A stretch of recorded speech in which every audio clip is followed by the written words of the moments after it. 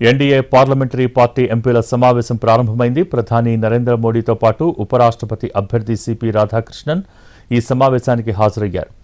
NDA భాగస్వామ్య పక్షాల ఎంపీలు ఈ సమావేశంలో ఉపరాష్ట్రపతి అభ్యర్థిగా ఎంపికైన రాధాకృష్ణన్కు అభినందనలు తెలపనున్నారు.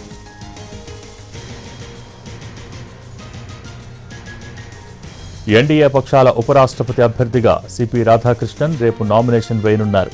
ఈ కార్యక్రమంలో ప్రధాని మోడీ, కేంద్ర మంత్రులతో పాటు ఎన్డీఏ పాలిత రాష్ట్రాల సీఎంలు, ఉప ముఖ్యమంత్రులు, కీలక నాయకులు పాల్గొంటారని సమాచారం.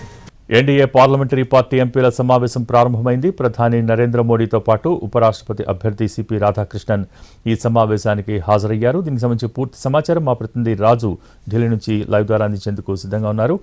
రాజు, over to you. Thank you Bhogi.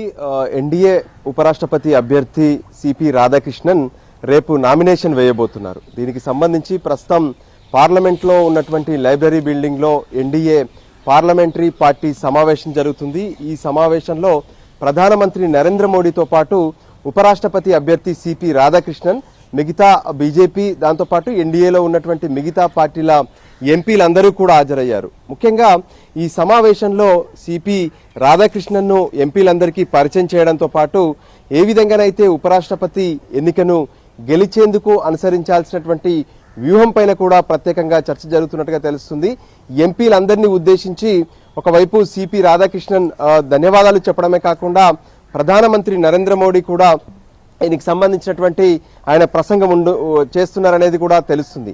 ముఖ్యంగా చెప్పాలంటే ఏ విధంగానైతే గత ఉపరాష్ట్రపతి జగదీప్ ధన్కర్ అనూహ్య పరిణామాల నేపథ్యంలో ఆయన తన ఉపరాష్ట్రపతి పదవికి రాజీనామా చేశారు. అయితే ఉపరాష్ట్రపతి రాజ్యసభకు చైర్మన్ గా కూడా వ్యవహరిస్తారు. సో చైర్మన్ గా ఉండేటటువంటి ఆ వ్యక్తి ఖచ్చితంగా ఏ విధంగానైతే సభలో పూర్తిగా కొంత అధికార పార్టీకి మేలు జరిగేలా ఉండాల్సినటువంటి అవసరం ఉంటుంది. దానికి అనుగుణంగానే అన్ని రకాలుగా ఆలోచించిన తర్వాత పార్టీ భావజాలం, దాంతోపాటు ఇతర కొన్ని ముఖ్యమైనటువంటి అంశాలను పరిగణలోకి తీసుకున్న తర్వాతనే ప్రస్తుతం మహారాష్ట్ర గవర్నర్గా ఉన్నటువంటి సిపి రాధాకృష్ణన్ను ఎన్డీఏ తమ ఉపరాష్ట్రపతి అభ్యర్థిగా ఎన్నుకుంది. సో దానికి అనుగుణంగానే ఎల్లుండితో ఈ ఉపరాష్ట్రపతి ఎన్నికలకు సంబంధించినటువంటి నామినేషన్ల గడువు ముయ్యబోతుంది. సో ఇప్పటికే దీనికి సంబంధించి ప్రత్యేకంగా రేపు నామినేషన్ వేయబోతున్నారని తెలుస్తుంది. దానికి ఏ విధంగానైతే ఎన్డీఏలో ఉన్నటువంటి ముఖ్య నేతలు, ముఖ్యమంత్రులు కూడా ఈ నామినేషన్ కార్యక్రమానికి హాజరు కాబోతున్నారు.